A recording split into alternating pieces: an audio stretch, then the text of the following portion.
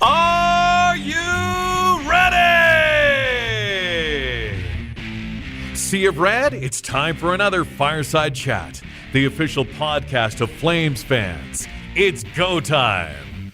Well, we're back for another Fireside Chat, and as always, I'm Dan, but I'm not here with Matt this week. I'm here with two other co-hosts. I'm here with Kevin Olenek from the Hockey Podcast and Mike Gold, who is from all over the web. So why don't I let each of my hosts introduce themselves? Kevin, why don't we start with you?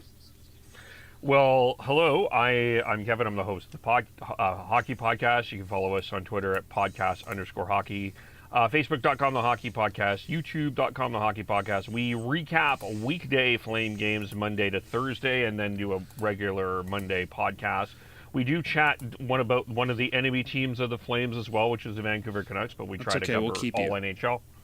That's fine. I'm out in the rainland here anyway. And also I write for the Dub Network, call play-by-play for the Greater Vancouver Canadians, the BCE and the BCEHL. So, Kevin, I have to ask, that's kind of a caveat. We do a show after weekday Flames games. Are you just like old men and want to go to bed early on weekends, or what's the deal there? No, I do play-by-play on weekends for the Greater Vancouver Canadians. And the other group is, everyone else is afraid to host. That's the problem. There you go. Okay. And Mike Gold, you've been on the show a few times. You've been with us live at Flames Training Camp. We've had you on recorded shows a couple times. Why don't you introduce yourself again for those that might not know you? Yeah, I'm Mike Gould. I've been, I guess, on this show, I don't know how many times now, half dozen times maybe. I've been on Fan 960. You might have heard me there talking with either Ryan Pinder or Pat Steinberg, mostly about the Stockton Heat, which is the team that I was able to cover last season at the Scotiabank Saddledome when they were playing here because of all things that broke loose, and that was a lot of fun. Got to see them in person when not a whole lot of people did, being in the empty Scotiabank Saddledome with probably about 25 It's a weird feeling, isn't it? Playing inside of it. Very weird. I write for flamesnation.ca and a bunch of other places, and I am the public address announcer for the Okotoks Oilers in the Alberta Junior Hockey League, and they have lost, I think, 9 consecutive games that I've been at, so you know what that means? You're not going to be the public address announcer very long. This guy's a bad omen. Yeah, it's not going so well lately. They're scoring a lot of goals. The goaltending's been a little bit suspect, but they'll get back into it. Sounds like the start the Flames usually have, doesn't it? Losing 9 games in a row coming into November. No kidding. I mean, well, you look at how many season openers they've lost in a row, right? I mean, it's up to 12 now. Yeah. Longest streak in North American professional sports. Yeah. Well, let's talk a little bit about this week, guys. Let's recap these games we usually do. And I think this week was really the first week that we saw the Flames maybe face some adversity. We saw them start the week off since we talked last in Montreal. Or against Montreal. Yeah, in Montreal. And they lost 4-2 in that game. I think, I don't know about you guys, but I didn't think the Flames probably played the best 60 minutes there. Kevin, what were your thoughts on that game? Yeah, it felt, I guess, and this really started with San Jose too. You look after that Rangers game, that was probably the height of where the Flames were at this year. And then San Jose, they had the letdown, and I felt like Montreal, they also came with a little bit of a hangover. Looked at the Montreal Canadiens, didn't take them too seriously, I didn't think, and they stumbled for sure. It kind of felt like last year when they lose a game and then they'd go into the next game on the loss and lose again, and they sort of had to break that funk. Mike, what were you thinking about that one? Yeah, it was sort of a continuation of the third period of the San Jose game, where watching that San Jose game, as soon as they didn't score in the second period, after they'd had like a dozen glorious chances, you knew they were going to give up a weak one in the third. And it just sort of felt the same way that the puck wasn't really destined to go in for them in that Montreal game. I thought it was sort of close, but Montreal was definitely carrying the balance of the play in that one. And I think that was sort of the first of a couple consecutive full games where the Flames really struggled to generate a whole lot of high danger stuff. And it certainly didn't look like any of their chances really gave Jake Allen gave him much to work with, honestly. It was a tough one, but it wasn't the sort of game where, and it was also the start of something that I liked, where they put Monahan up with Mangiapane and Coleman, which I think has, through this sort of stretch of play, has been maybe their most consistent line. Do you think you'd keep that line? Games.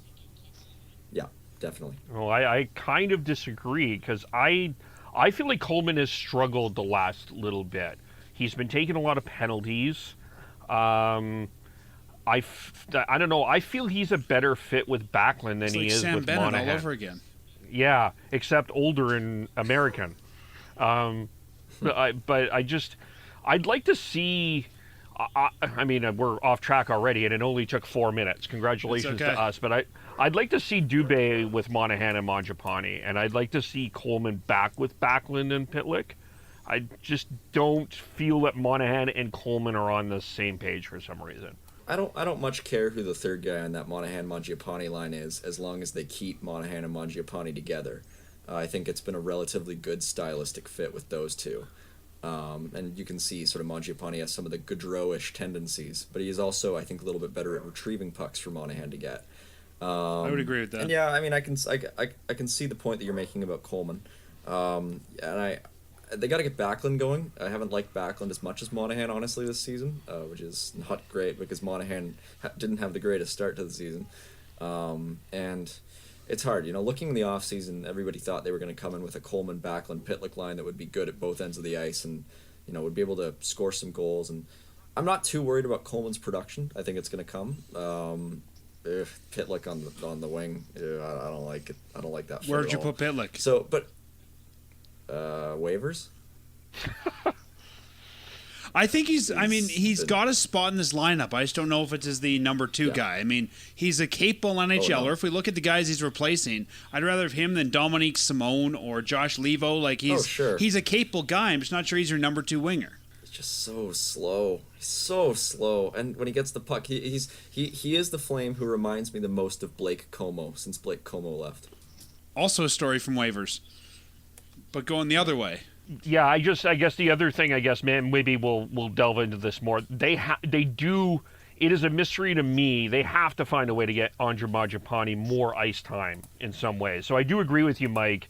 In terms of Monahan and Mangiapane, I would like to see them together. But ultimately, I think the other question going forward is how do you give Andre Mangiapane more ice time? I totally agree, and it's hard for me. Because with the way that the Flames' first power play unit is currently constructed, I don't want any of those 4 forwards coming off of it. And even as much guff as Sean Monahan gets, if you look at his numbers on the power play this year, they're in the top 20 in the league. I mean, you can't take him off of it at this point. But it's hard because the second power play unit, it just doesn't have the same personnel, and it's never going to get the lion's share of the activity with this coach because he's clearly a guy who likes to favor his first unit. That's the unit of what? That's Lucic, Backlund, Mangiapane? That's the with and Dubé. That's the law firm, yeah. That's right. We were talking about this on Kevin's show. I said we were trying to figure out the lines. I said the 4th line is just Lucic and company. It's like a law firm, whoever you want to put with them. Lucic and Associates. Yeah, I mean, sort of tying things back into the Montreal game, which we were theoretically supposed to be talking about. We go off track all the time. I mean, the guy...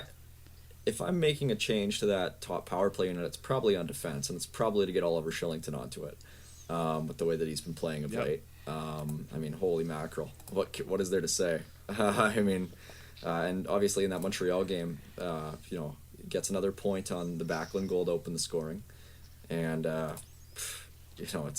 it's been awfully impressive to see what he's been able to do. I didn't say this off the top, and I probably should before we go too far. Matt is not with us. He had a family emergency this week, so that's why I need 2 guys to fill his shoes. That's why Mike and Kevin are with us. So let's chat about that Toronto game. So the next night, the Flames go to Toronto. I think I don't know about you guys, but I thought a lot of the same problems that we saw from the Montreal game still in Toronto. I thought the Flames played a very similar game on the ice against the Maple Leafs, and they got the point. And in some ways, you can't really complain when you're giving up 2 to the East and you're getting 1. Like, if you're going to lose, you might as well give them up to the East and get 1 out of it. But I didn't think a great game here. Mike, why don't we start you off with this one? I mean, you can't complain about how Dan Vladar played. Nope. But other than that, it wasn't their greatest game. I think, off the top of my head, the penalties were quite lopsided in that game. They were. I've got the... They might have looked a little bit different. Yeah, it was 3-1 for Calgary. So Toronto had 3 power plays, and I think honestly, if Calgary had more opportunities there, it might have been a very different game. But it was just the sort of game where they didn't score in the first period, and I don't think they scored in the second period, and you could just sort of sense the frustration setting in. And obviously, they got a hell of a goal from Oliver Shillington again. To sort of get them up, but it sort of felt tenuous, that lead as soon as they got it. It reminded me of the Leafs game they played last year, where they scored late and then they gave up two straight goals to Nylander and lost. It was the exact same vibes. And during that Leafs game last year, I never thought we would say a heck of a goal from Oliver Shillington. Yeah, no kidding. I mean, I always had hope for Oliver Shillington. Beginning of last season, I wrote an article that was basically the Flames should not trade Oliver Shillington. And at that time, my expectations were, this is a guy who has offensive ability, and the defense is actually, in the NHL, the results have been better than the offense for Oliver. It's just he hasn't really been put in high leverage offensive situations. And maybe they got a top 4 guy here, maybe, or at the very least a bottom pairing guy. And I don't think anybody expected him to be. Well, let's come back to Shillington. I want to chat with you guys a little bit more about him later because there's some more story of him this week. Kevin, any thoughts about the Toronto game? Yeah, Vladar again. The nice thing about Dan Vladar has been found money for the Flames. Reminds me of this other guy we brought in who's a third stringer in San Jose. Is Mika something? Kaipersov, I think. Yeah, that sounds about right. Kaipe, yeah. Kipper, yeah. But he at least they got a point. I agree with you. It wasn't like I didn't think they played terrible, but I didn't think they played well. You could see that Oliver Shillington's was really frustrated with his performance. We'll dig into that in a little bit. But it was also one of those games, we look back and I think we've rehashed Jack Eichel enough, but I think that was one of the games they really truly do not have a natural offensive goal scorer. And they had a late power play in that game. Had they have taken advantage of it, they would have won. But that I think became a glaring issue to me. And I think it turned up later this week. This game reminded me a lot of Flames games of the past couple seasons where everybody seemed to kind of be doing their own thing. The lines weren't working together. There didn't seem to be a lot of cohesion. Every line kind of, felt to me like was trying to do its own thing. And that's why they couldn't come together. Do you guys think that's fair in that Toronto game? Yeah. It seemed like everyone was trying to be the star and there were no kind of supporting players. Yeah, they were forcing it a bit. I agree. There's still some of that last year Flame stuff that I think Darryl Sutter's trying to weed out of the team. And that's one of it for sure. There still seems to be a bit of fragility with this team in certain situations. But it takes a while to beat that out of your team. Yeah, for sure. And we're only 16 games into the year, so. We talked about a great game from Dan Vladar. I think we can all agree the next one probably more impressive. Vladar gets his first NHL shutout and his second straight start, which I don't think anyone expected on this road trip, as the Flames best the Ottawa Senators 4-0. And not only did Vladar get his first shootout, but Walker Duehr played his first NHL game. He was in for Pitlick, who had some sort of an undisclosed lower body injury. And I don't know about you guys, but when I started watching this one, I thought the Flames looked like that Toronto-Montreal team in the first. It wasn't a great first, and they seemed to sort of come alive after the first. Kevin, what did you think of this one? Yeah, I'm surprised you did call them the Ottawa Senators because it felt like it was the Binghamton and Friends Senators. I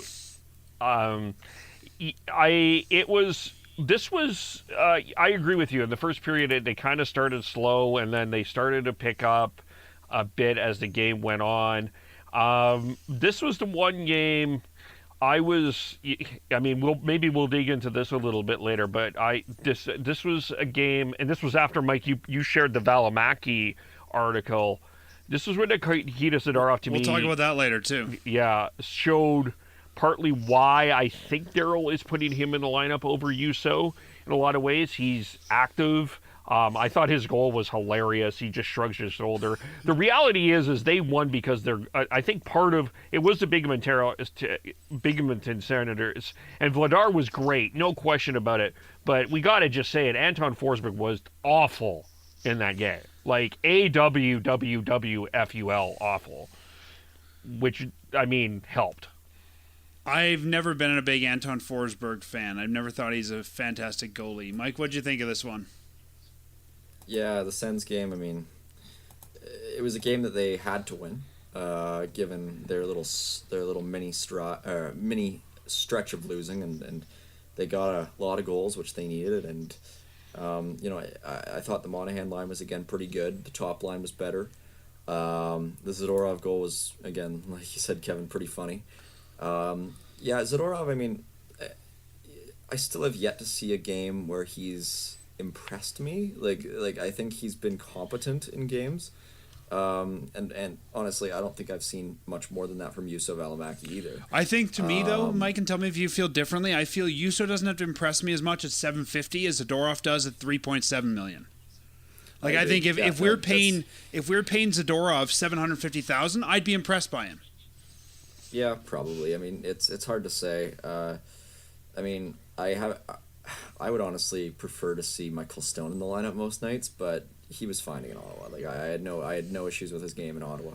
I still question the personnel that this team has at the bottom of its lineup quite a bit. Especially at forward, I posted a tweet today, I think, that said, the problem with the current Flames lineup is that 33% of its forwards are guys who you probably don't want to have getting more than 8 or 9 minutes a night under any circumstances. Mike, does it feel to you like this team was maybe waiting for something to drop? Let's be honest, it felt like they were kind of waiting on the Eichel deal to happen in the summer. When they couldn't get it done, they quickly went and signed a bunch of guys. It kind of felt like they were leaving some cap room or maybe leaving some holes in the lineup to fill either from the AHL or elsewhere.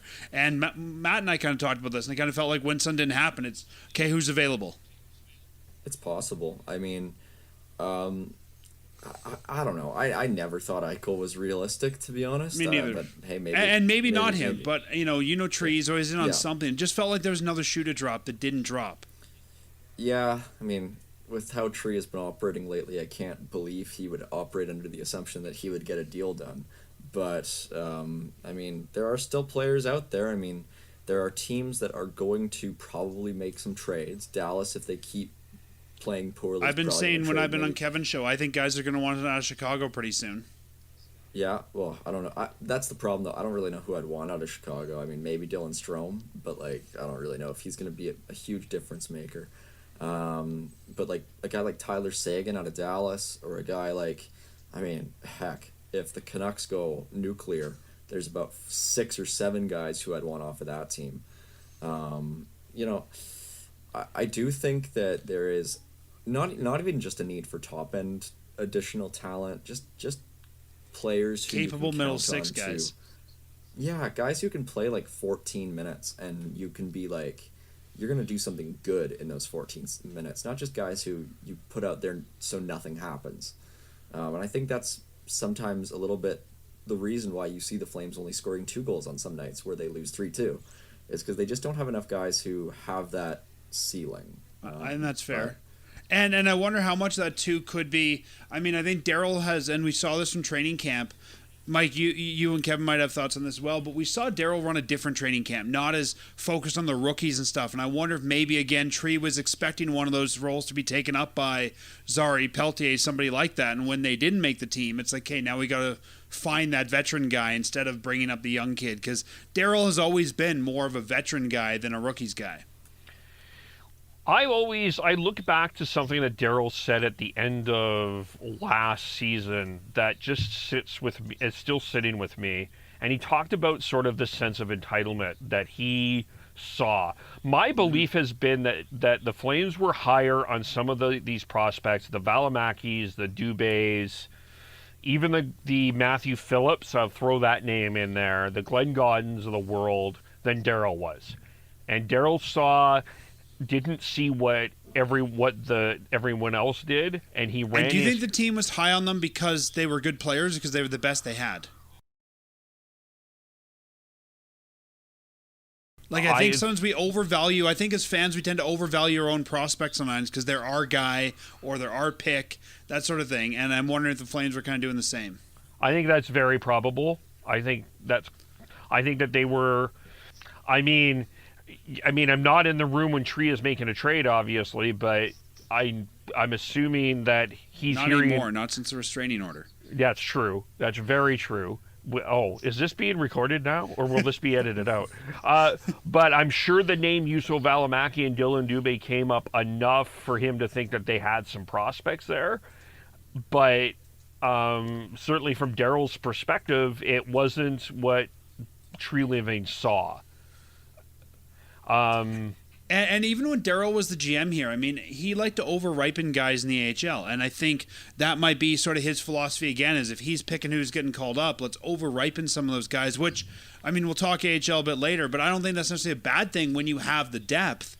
But the question is, do we have the depth to do that? Mike, what do you think?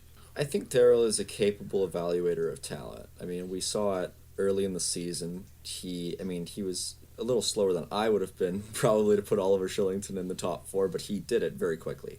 And it was something that I was thrilled to see, even though he's the 24-year-old competing against Nikita Zadorov, who has probably 300 NHL games. And it was the clear choice. And he immediately recognized that, and it's been a no-brainer ever since. And I think I trust Daryl's assessment of the prospects the Flames have in their system. But that being said, I don't think the AHL guys not getting big views at training camp has much to do with how they performed. I think it has more to do with Daryl wanting to see the guys who he was expecting to see first. That makes sense. Seeing the guys like Brad Richardson first, seeing the guys like Trevor Lewis first, and waiting for them to falter before he goes to that well. And giving those guys who are AHL guys the chance to prove themselves again for him in the AHL before he brings them up. And to their credits, that top line in Stockton has not slowed down. All 3 guys are point a game.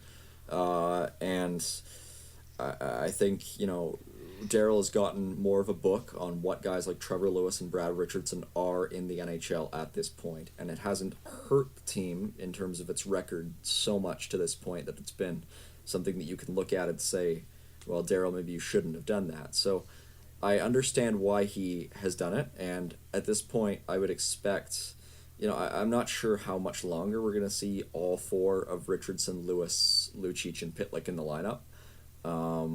Because I think Daryl is probably going to look at it and say, having a couple of guys having a couple of these guys in the lineup is good for our two-way game. And just having a couple of guys in the press box is good if we need a body. Yeah, but we need more scoring. Yeah. I think is ultimately what it's going to come down to. And when you have a guy like Adam Brzezica who has 9 goals in 11 games for Stockton, at some point something's got to give. And all those guys, I think, if we waive them, they probably don't get claimed, and maybe it'd be good to have a veteran down in Stockton. Yeah, that's a young team. It is. is A very, very young team. You put Richardson down there, you get some leadership. Yeah, and Byron Fraze is their oldest. And Daryl's guy a coach who always seems to want guys to prove themselves. Maybe this is his way of making those guys prove themselves. Look, Glenn, we're not going to give you a spot just because you're the next guy up. I'm going to bring Richardson in, who's a proven NHLer. Change my mind. Yeah, it's tough to say what the deal is with Glenn Gawden, but what were you going to say, Dan? And I think that might be something similar to what we're seeing with Zadorov and Valley. Of this is the proven NHLer. Fight your way into the lineup. Mm-hmm. Well, Shillington made them. Shillington did, yeah. Like he forced his way into the lineup with the way that he was playing, and there was absolutely no denying the way that he was playing at the start of the season. And once he was in, he has had maybe 2 glaring mistakes in 13, 14, 15 games this season, and they have been dramatically outweighed by the value that he's provided in the offensive and honestly the defensive zones. And I mean, so that's what Yusuf Valimaki's going to have to do. And you know what? He's 2 years younger than Oliver Shillington. Yep. So I am hardly in a position where I'm saying Yusuf Valimaki's cooked. It's just too bad he can't be put on waivers, because I think right now you just want him playing. Or, sorry, it's too bad he can't go down without being on waivers. Yeah, he's sent down without waivers, yeah. Yeah, I honestly don't think that would be a bad idea, because if they could send him down, because then you could probably bring up a guy like Connor Mackey and get him some looks too. considering them. Well, and I think even then, I would keep Mackey down there unless you're going to give him the ice time and let him play. But, I mean, then Stone will get in the lineup, too. That's true. You got Michael Stone. Yeah, absolutely. Let's finish off this week, and then we'll come back to that. Anybody have anything they want to talk about with this Philly game? To me, it was just kind of a game. The Flames took far too many penalties, had some okay penalty killing that I think saved their butts. And that was one of the best. Yeah. That was one of the best games, game. although he didn't score that Johnny Gaudreau. I've seen Johnny Gaudreau play. He was flying out there. One of the better games I've seen from Lindholm this year. I think he's been a little up and down, to be honest. My worry, though, if you get a lot of games like that, you're going to burn out those top six. Like, there was so much special teams time. Yeah, and I think it's that game was the illustration of what we're talking about. A lot of it's tough with these Richardsons and the Lewises and sort of these bottom six guys that you can't rely on them necessarily offensively, and that is a concern I have going forward, is the depth. And that's been a concern with the Flames for a while, right? Is we got two lines that can score and nobody else. Yeah. My issue also with some of those lines is that, even when the Flames have had low event fourth lines in the past few years, they've been able to hold their own defensively a little bit, and recently we're seeing that line getting shelled at both ends of the ice. Yep. And that's something that it just can't stand. You need to be able to pull your weight in at least one zone. So got to be better there. I have one more concern, actually, now that I think about it here, and I'm looking at... Only one? All right, air it for us. It is, Rasmus Andersson, no goals this year. Noah Hannafin, no goals this year. We don't expect anything from Eric Gudbranson offensively. That's fine. Chris Tanev, 1 goal. I would like to see more offense from the defense other than Oliver Shillington. That is... I think, like Mike said, though, I think those defensemen have been so busy trying to play defense that they haven't had as much time to be the offensive guys we need. Yeah, that's true. But it's you... And also, when you're only playing one defenseman on your PP, it's also, I think, hard to get a lot more guys scoring there, too. Yeah, but to Kevin's point, both of the defensemen who are currently on the power play don't have any goals. That's true. Which is, I'm not too worried about Anderson. I think the goals are going to come for Anderson. With Hannafin, I'm less sure. I don't think he should be on the power play, to be honest. I just don't think that's really his game, to be honest. And I think there's offense with Noah Hannafin, but he's not the guy who's overloading the net with pressure, ever. No. And so, Oliver Shillington is far more aggressive from the point, but he's also got a heck of a stride to be able to catch up and, if there's a rush that goes the other way. Matt always wants to convert Shillington to forward. He's not here to tell us this week. So he's always, for years, he said, let's make Shillington a forward. Yeah, no, not anymore. But, No. No, at this point... We need a right winger on that second line. We already said that. Yeah, no, at this point, I think... I definitely swap Shillington and Hannafin on the PP. I'm not too worried about the top pairing, though, in terms of the way that it's, play driving at 5-on-5. I think it's been okay. But the goals, you'd like to see them. And Rasmus is going to get goals. He's active at the point. He's going to score. They'll come. Yeah, Noah Hannafin, I'm less sure about. Yeah, Rasmus has been very good this year. It's finding that, Milan Lucic has 4 goals this year. It's finding goals from other places that when the top guys aren't going, they have somewhere to go. And I'm not saying this is you, Kevin, but I think a lot of times fans overvalue how many goals defensemen should get. Like, I think Noah Hannafin is not the guy that you're looking at as your offensive driver on the blue line, but I think he does a lot of good things. I think he does a lot of good things there that make him valuable, even if he's not scoring. No, that's totally... Yeah, that's fair. That's completely fair. If you want him to be scoring goals, put a forward back there. I think defensemen are just that, defensemen, and he's doing a good job of being a defenseman. Yeah, Noah Hannafin gets 5 goals this season. I'm happy with him, honestly. I mean, ideally, I'd like to see both Anderson and Shillington maybe crack double digits. That'd be pretty cool. I think that'd be a pretty good sign. It was something that we saw in years past when the Flames had Giordano and Hamilton on the defense, and you would see, and even TJ Brody would get up there some years. It's something that we've seen before, and I think it's very possible. But with the rest of them, Zadorov already has 2, so that's probably his full season output right there. All right, Coach, I'm done. Yeah. So after this week, the Flames have fallen one spot in the Pacific. They're now third. They have 16 games. They're 8 wins, 3 losses, and 5 overtime losses. I think that's, 3 more than the whole season last year for 21 total points. Edmonton has 22 and Anaheim has 23. So I would say probably normalizing more back to their mean now at third place. But let's chat Shillington. I mean, we were talking about him. This is a guy who played, 7 games last year all season. Looked like maybe the defensive fodder in a trade or some sort of package. And now, and I said this on Kevin's show last night when I was on the hockey podcast, we were wondering if we'd be okay without Giordano. Well, the man named OK, Oliver Shillington, has come through to save our butts. And I don't know, and I'd be curious to hear your guys' thoughts. I'll ask Mike first. Do you think that Shillington would have had this chance if Giordano didn't leave? It's hard to say. Probably not. And it might be is this sort of a happy accident? Might be a bit of a blessing in disguise, to be sure. But yeah, it's been quite a revelation, and it's been something that I had hoped would happen. I still don't understand why he played so little last year. I mean, they played Michael Stone 3 times as many games as Shillington. It just doesn't equate to me. But yeah, no, it's been everything you could hope for. And honestly, I was a little bit surprised that they qualified him as an RFA. Not because I didn't want them to, but just because I thought the organization was finished with him. That's honestly what I thought. I thought that they would just cut their losses. Mike, I kind of thought everyone's got a Shillington. You qualify him, and I expect him to be on waivers and sent down. I thought they probably saw value there, but maybe not at the NHL level. Yeah, I mean, I thought there was a guy there. I thought there was an NHL defenseman there, but I didn't think that they thought that there was one. And I definitely didn't think that Daryl Sutter would be the guy to unlock him, but that was probably foolhardy on my part, considering you look back at LA and the guys that came up underneath him, guys like Alec Martinez, and you look at when he was in Calgary and you saw Jordan Leopold come up, and so you think about guys who were able to score on defense and maybe didn't have the most sterling defensive games, who were able to find their games under Daryl Sutter.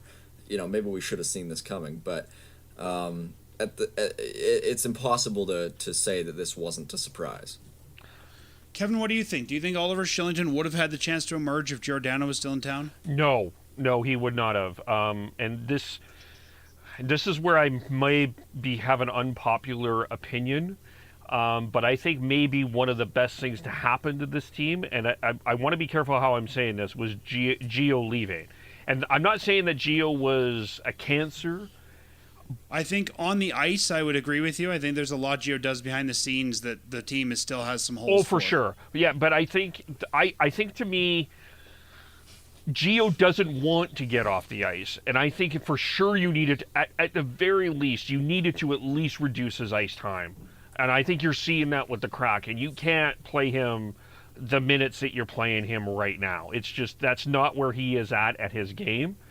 And the other thing about this is, I think Oliver Shillington wanted to leave. I was thinking that someone would actually throw an offer sheet at him. I was requested. I thought if I was a team, I would have thrown a little bit of an offer sheet. You didn't have to throw a Jesperi Kotkaniemi offer sheet, but And if you don't even do, $1.5 million, it wouldn't even cost you a draft pick. Yeah. I would have thought the Flames said, okay, thanks, good luck, Oliver. But he's just, his stick word has improved, his speed has improved, his intelligence has improved. It's been such a revelation how he came. You'd almost think it's a different guy wearing that jersey. This year. I've tweeted a couple of times. I'm wondering, is this Victor Hedman? Is Victor Hedman here with the Flames? We just have identified him as Oliver Shillington. Yeah, I guess mine. Oh, go ahead, Mike. Okay, all right. I was just gonna say my rankings. If I'm going down the list of which Flames have been the best this season, I go Johnny, Markstrom, Shillington. That's all it takes for me to get there.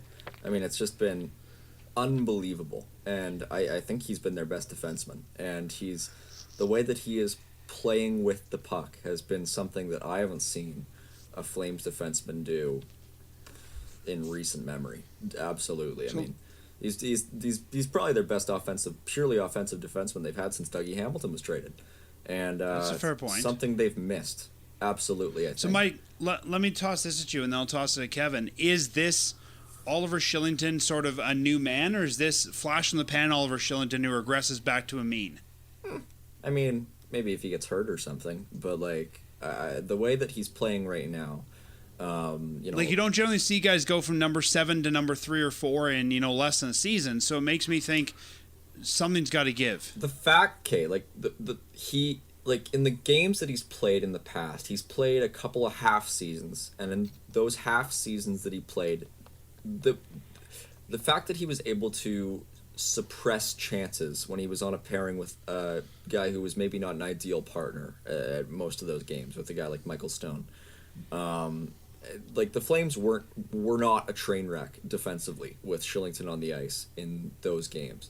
He might have made some plays that looked bad, but looking at the Forest, he was capable of playing NHL caliber defense, and that was the reason that I held out hope on him before this season.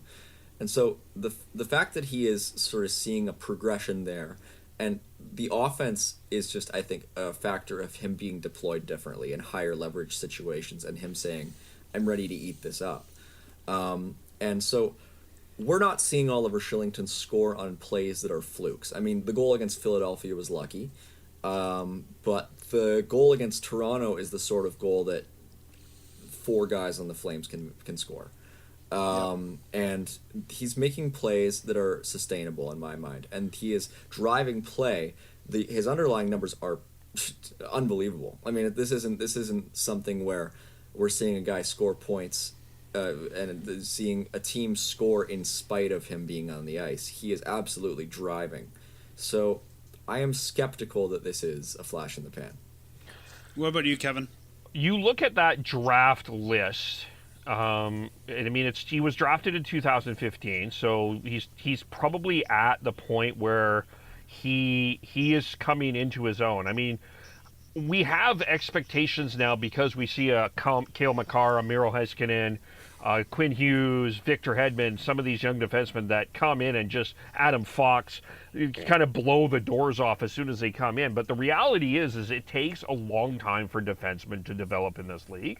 And it's just... Well, I mean, you were talking about Hanifin earlier, who I don't even think got to his peak yet. No, exactly. And he was drafted, I believe, correct me if I'm wrong, it was 2016 he was drafted. He was drafted after. He's younger than Same Anderson. Year. Yeah. They were... Hanifin, right. Anderson, Shillington were all the same year, all 2015.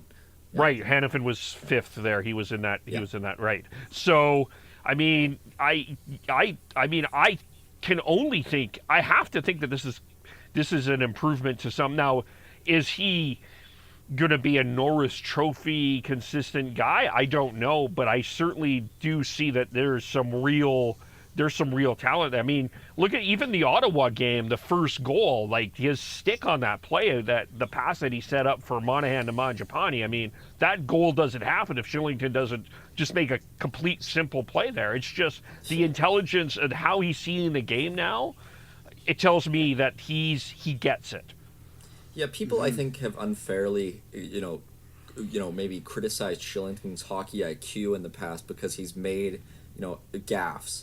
And I actually think it's actually the opposite. He is making gaffes, or he has made gaffes because maybe his game wasn't there at that point, but like his raw skills weren't ready to make the plays that he is seeing. I think he's actually a very smart player who sees the ice very, very well. And now he is at the point in the NHL where he is A, physically matured enough, and B, he is being used in the situations where he is able to make the plays that he's been trying to make. Yeah, I'd agree. And he is at the point where he's able to be successful the majority of the time with those plays. And so we're not seeing him, cough up pucks that, if they had gone through in past seasons, would have led to scoring chances for him. He's actually getting those pucks through, and I think, honestly, it's just a progression. It's a pure progression thing, and if I was working for the Flames, which I don't, thankfully, but if I was doing it, I would really be in conversation with his agent right now. Well, that was going to be my next question. So, Mike, if you're the GM here, you're the heir apparent to Boston Pizza, you're running this team, you got to pay this guy next year. He's an RFA. What does that contract look like? He's $750 now. You're not getting him for under $1 million. No kidding. I take a risk with this contract because I feel like if I hit on the contract, it has a potential to be an absolute banger of a contract. What would that look like to you? What do you think he gets signed for next year? 6 years? I'd go maybe 6 years at how much? 4 to 5 range. That's what I'd go at. What about you, Kevin? I mean, we were asking for the comparable. Maybe the comparable is right on the team. Maybe it's Erasmus. It's 5 at 4.5. And I was saying this when I was on the hockey podcast, Mike, is I think if he goes to arbitration, it's tough to find a comparable for him. Yeah, there's not a lot of defensemen who are 24. And I think he'll be 25 when this deal ends, who sign 2-year deals, because that walks them straight to UFA. And so I think the Flames would be foolish to go that short. I mean, you're just, I mean, like, where is the upside there? Because, you know, like, if he keeps you know, going up, then you're just gonna have to pay him more. And I mean, maybe if you're expecting him to regress, but you gotta, at a certain point, you just gotta take these bets. I mean, imagine what the Flames would have done if they had locked up Andrew Mangiapane to a 6 or 7 year deal when his last contract expires, after he'd already scored 17 goals in 50 games, and in the previous season had scored something like 8 goals in his final 25 games. You know, that was a time where if I was a GM, I would have said, okay, let's take a bet, and if it works out, which it would have, we're going to look really smart and have a guy locked in for all of his good years. That's the other thing here, is if I delay extending Shillington, when I finally go long-term with him in a couple of years, that's when I'm going to have to sign a contract where I'm eating up years that maybe I don't want to have. Whereas if I go long-term now, I get him until he's 30 or 31, and that's probably when I would want to trade him anyway. Yeah. Kevin, you mentioned earlier maybe the Flames wouldn't qualify him. Do you think we get a bit of a discount for the loyalty? Well, here, this is sort of what I'm thinking, just in terms of big picture, why I'm going Rass at this point. I mean, I see your point, but I mean, I think it's easy. Dan and I have had the chat about what we pay Matthew Tkachuk. I mean, that's easy to find that money. It's in Zadorov and Gabranson, you probably are not bringing back. But where the problem here is, what are you paying Johnny next year?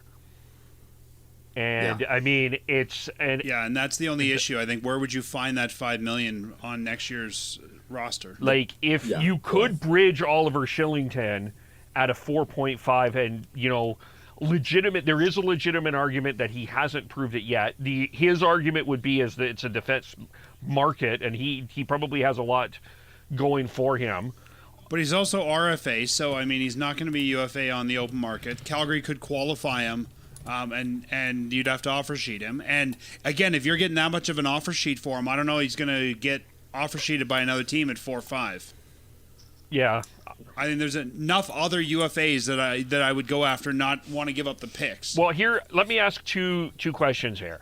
Let me just throw this in this situation, because I agree with Mike that, I mean, I think I kind of see the high point, but is the fact that he's playing with Chris Tanev a help, or do we think if Oliver Shillington was playing with Rasmus Andersson, we would be seeing the same thing?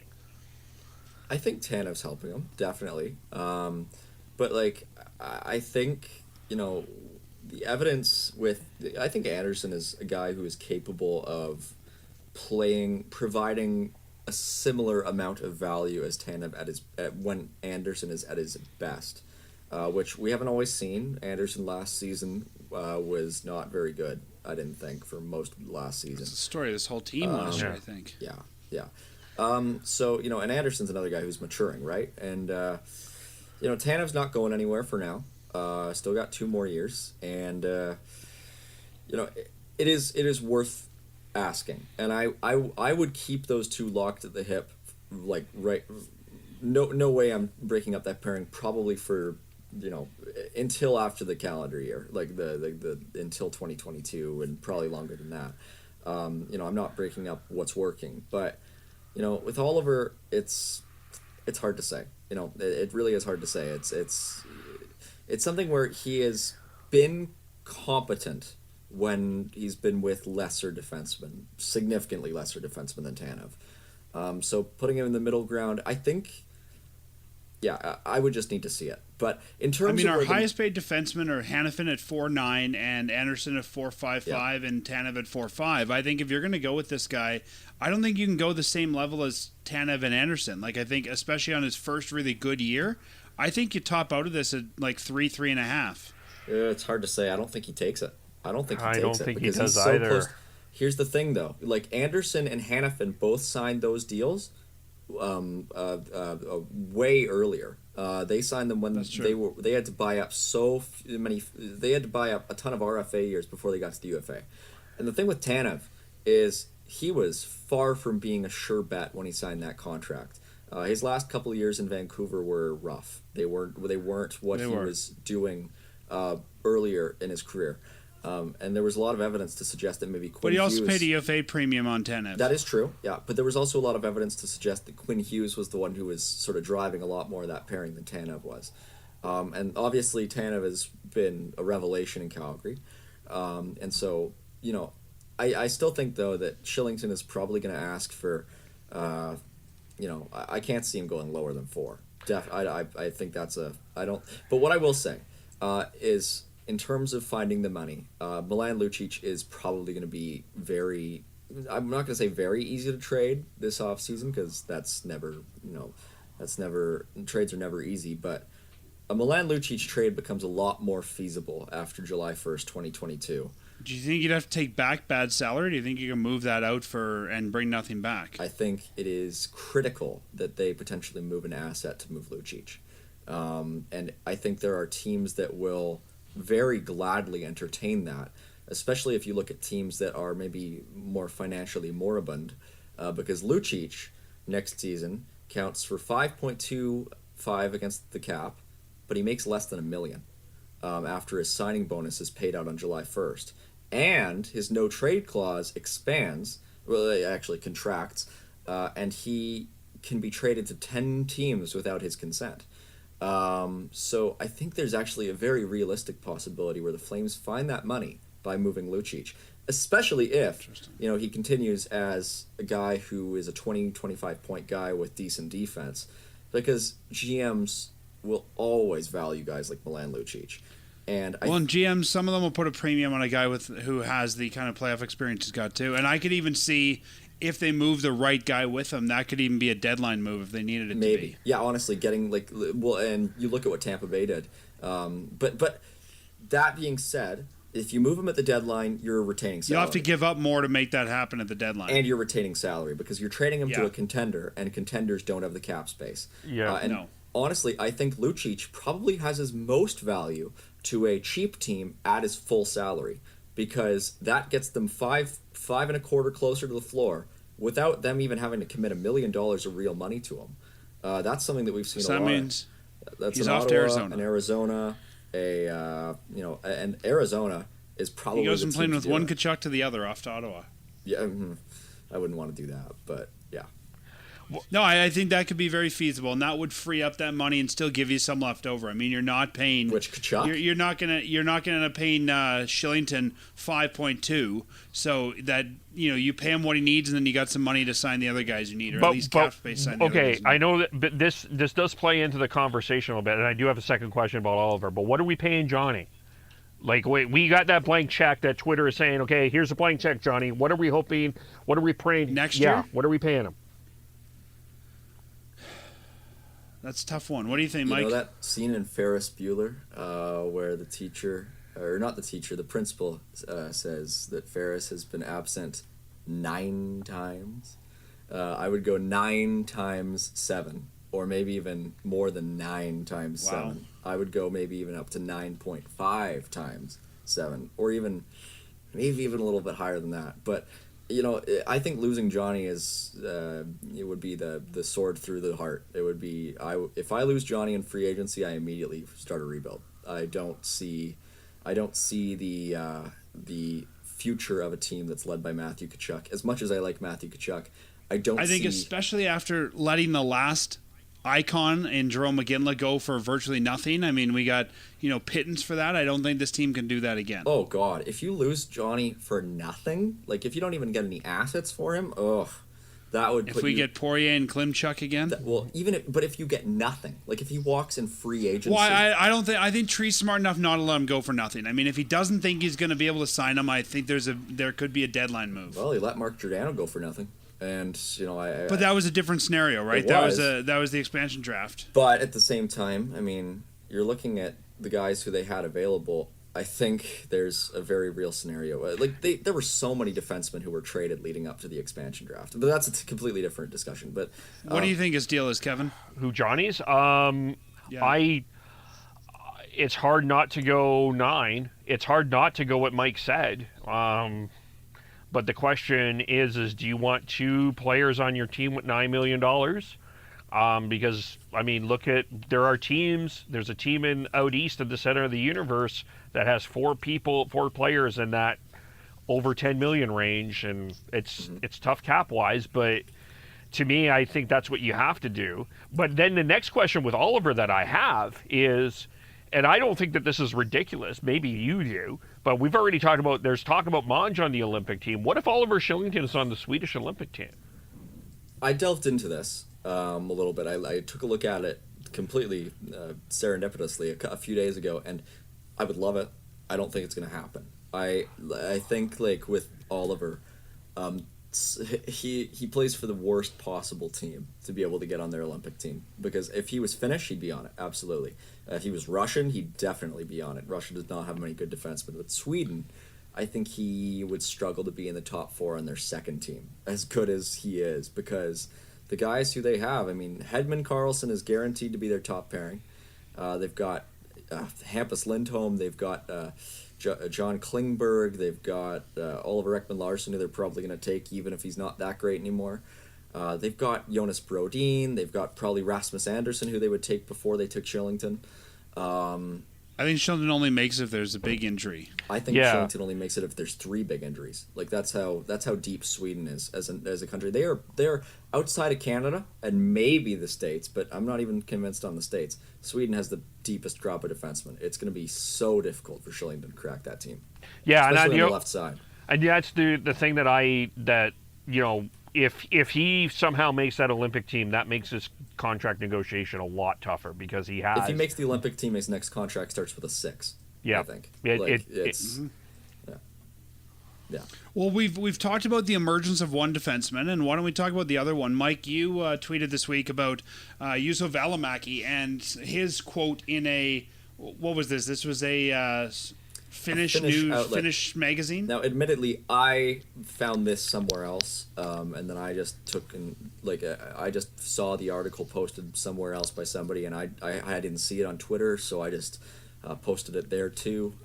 So I don't really have an RSS feed that chronicles all the latest Finnish news, but I just sort of stumbled upon it. So the quote here that you did the scientific thing of going to Google Translate and translating it to English, and I guess the quote here translated to English from Välimäki is, "There have been so many games in recent years due to injuries that now it feels pretty stupid that I'm healthy and wouldn't be able to play, but it is not a given." So he's obviously frustrated that he's not playing in the lineup here. If we're talking about, freeing up money, do you guys think that Juuso Välimäki, if he's not in the lineup, is staying aflame, or do you think that's a piece that we might be trying to move out? I don't think they're going to be hasty on moving Välimäki. I only think they're going to be moving Välimäki if there's another guy who they really like, who is of similar pedigree, who becomes available, and he is the price to get him. And I don't know who that guy would be, but there are a lot of high prospects in recent years who have had sort of ups and downs in the NHL, guys like Vitaly Kravtsov and guys like Barrett Hayton, guys who have that pedigree of being top 10 picks in the NHL. And Välimäki's shown more in the NHL than both those guys. Välimäki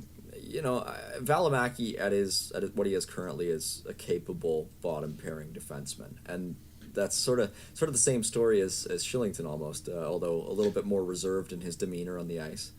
And I think we can both, or all three of us, agree that Zadorov Goodbranson is not our bottom 2 pairing next year. There's probably going to be room for Juuso to join the lineup. What do you think, Kevin?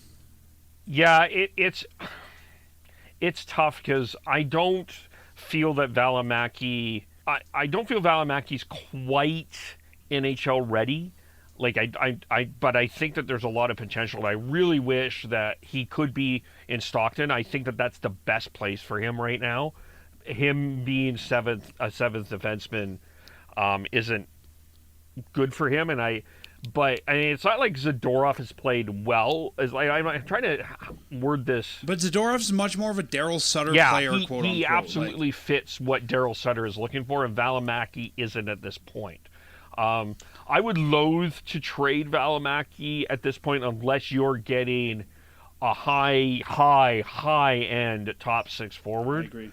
I would be loath to do it. Like I just for the. And I think if we were slotting, correct me if you guys think differently, but I think at the beginning of the season when we slotted defensemen, we probably had Valimaki in and Goodbranson out. And I think this could be one of those things where, you know what, Valley's just got to outplay Goodbranson. Yeah, and I'm not convinced that Goodbranson is honestly long for the lineup. I mean, he's been good to start the season, objectively. I think so. I think he has provided the team with value in his own end, which is something that I never thought would happen. But we're already starting to see signs of things coming a little bit down to earth. And Zadorov has experience playing on the right side, and I think there is a possibility that we end up actually seeing a Valimaki-Zadorov pairing at some point, which I wouldn't probably hate. I don't know. I mean, you can't break up either of the top 2 pairings right now. And I think that could be good for Valimaki's game. I think if Zadorov can play the body and be the heavy on that, I think it could give Valimaki a lot of freedom. Mm-hmm. They just got to get Valimaki's skating back up, and I don't know if it's having him work with a skating coach, but his mobility has become an issue. They have a skating coach on staff this year now, don't they? Yeah, well, I'm sure they do. I'm honestly sure they do, but maybe even just getting him one-on-one time or something. What's her name? I know who you're talking about. I'll look it up while you give us your thoughts, Kevin. Where do you think? How do you think we get Valimaki back in the lineup? It's got to be one of Goodbranson and Zadorov out of the lineup. You're not breaking up the top 4, so it's either an injury or the other getting Valimaki in. But I guess the other math issue here is Michael Stone. And I just wonder if Michael Stone is ahead of Valimaki if you're moving Goodbranson out. You put Michael Stone in there because Sutter was a huge fan of Michael Stone last year. The only thing about Stone is I think he's one of these guys that is a quintessential 7-8 because he can show us that he can step back in if not playing for a while and still look good. Like, he's not the kind of guy I think you need to keep in the lineup to keep fresh. No. Yeah. But I don't know. I just... Danielle Fujita is the name you're looking for. Yeah, it certainly doesn't feel like Daryl Sutter and Juuso Valimaki are on the same page. That's for sure. And that's the only reason I'm wondering if, while the Flames might not want to trade Valley, do you think Valley's going to want out? Like, do you think he's going to say, I don't want to play for Daryl. Daryl's not using me. I want out of here. Oh, he's already talking to Finnish newspapers about how he's unhappy with. Well, that's it, and I can't see that sitting well with the Flames of him saying it's stupid. Yeah, I don't think. I mean, it could be a mistranslation again, but with Oliver, Google made a mistake. Well, the translation of that. Note the date and time. Did you guys? If you saw the translation of that, and I would recommend the listeners do that. It was quite humorous. Actually. Yeah, the full Google Translate of that article has some oddities, I would say. But yeah, like we didn't really see the same grievances filed by Oliver Shillington when he was out of the lineup in past seasons. And I mean he's been at times slow to sign, and I don't doubt that there have probably been some disagreements between him and various coaches, but we haven't seen something quite so public like we're seeing from Valimaki. And the last time we did was probably Bennett, who they honored his wish and moved him out. Yeah, or Michael Frolik. Yep. Yeah, and there are enough guys who are attractive trade targets. I honestly don't think the Flames are going to be as quiet this year. I think they're finally going to finish a deal, which maybe seems like wishful thinking, but I think they're finally going to get somebody to supplement this core in case this is Johnny's last season, because I think they do think very highly of what they can be at their top end, and I do too. I think they are capable of controlling games on a consistent basis, so I think they're going to get some help. And if they get some help, I don't think they're going to move Matt Coronado. I don't think they're going to move Connor Zary. I don't think they're going to be quick to move Jacob Pelliche. No. I think Juuso Valimaki is going to be the guy they try and move, along with probably a first-round pick, to try and land somebody. And if they're in contention closer to February, I don't think they'll have much issue moving their first for this season, especially because the top end this year isn't supposed to be quite as strong as the top end next year. And there are guys. I think it's something that we could see. And I think Valimaki can get you a decent return. Yeah. Well, There's always that GM that wants a young, defensive prospect with high upside. Well, Florida went and got Oli Olevi. Maybe they see a project in Valimaki as well. Don't think that they're comparable, but I'm just going to throw that out there. Levy, man, I don't know. He's only played one AHL game since that trade. Here's the thing though. The issues with Valimaki and Ulevi are similar, in that their mobility is the big question, and they have both been injured and had lower body injuries that have affected their mobility. Now, I think Valimaki's floor is a lot higher than Ulevi's floor, which is something that Vancouver was probably not hoping for when they picked him in the top 5. But yeah, I think Valimaki at this point, at his worst, is a capable NHL defenseman, whereas Ulevi is not. And so, it's funny you mentioned the injuries. Like this one I've been saying for a few years on this show is I think that the injuries to Valley have changed his upside. And I think we're starting to see that coming true this year, that he maybe doesn't have the upside we thought. I think he's a capable, NHLer, but is he the capable maybe top 2 or 3 that we thought he'd be? Yeah, it's hard to say. It's really hard to say until he gets more playing time. I'm loath, just into the first round pick, I'm loath to give up a first round pick this year, considering how deep this draft is. Yeah, but you got to give to get at the same time. Yeah, but I also, the other hand Senate, and this is what I was going to say, is I think that some GMs would be very intrigued to get that first round pick in this draft if they can. So it might be an easy appeal. Yeah. But last year we saw draft picks, going for cheap because everyone knew the draft was kind of a crapshoot. But I think this year, I think you're right, Kevin. There's enough. The Flames will be at an interesting position where I think that pick might go for more than you usually see a pick at that round go, especially with the draft the way it is and having more scouting time this year. Yeah. Well, and it depends on which player they're targeting, obviously. A team I could see them very easily hooking up with on a deal is Montreal. Montreal is not going to make the playoffs this year, and they have a lot of players who... Montreal seems to overvalue their guys, though. This is true, but they have guys who I'd be very interested in acquiring, and there are guys who you could get from Montreal who you might be able to give up Valimaki and not much else to get. Maybe a guy who's really experiencing a resurgence lately is Jonathan Drouin, or a guy it's hard to say. A lot of Montreal's guys are locked up on contracts that are not very appealing, but a guy like Tyler Toffoli, who Daryl had in LA, is a guy who maybe you don't... It's hard to say though, right? And there's been rumors of him coming to Calgary before Daryl. It's true. Now, is Valimaki too much to give up for a guy like Toffoli? That's the question, right? Because Toffoli is, he has 2 years left after this one on his deal, and I guess depends how you look at Valimaki though. If we look at him right now, you're giving up a 7th defenseman for let's say a top 6. I think if you look at where they both are in the lineup, that's a hell of a deal for Calgary. Well, and the thing is, it gives you the ability to ice a top 9 that I feel personally has 0 guys who are likely to be liabilities on any given night. You have a third line where you're able to maybe put Backlund, Coleman, Dubé on it, and you have, maybe you have a Kachuk, Monahan, Mangiapane, Gaudreau, Lindholm, Toffoli. There are so many goals. That is something where the Flames are so in need of finishing talent that getting a guy like Toffoli who scored 28 goals in the shortened season last year, that's just something that, that I think that would have a lot of value for them.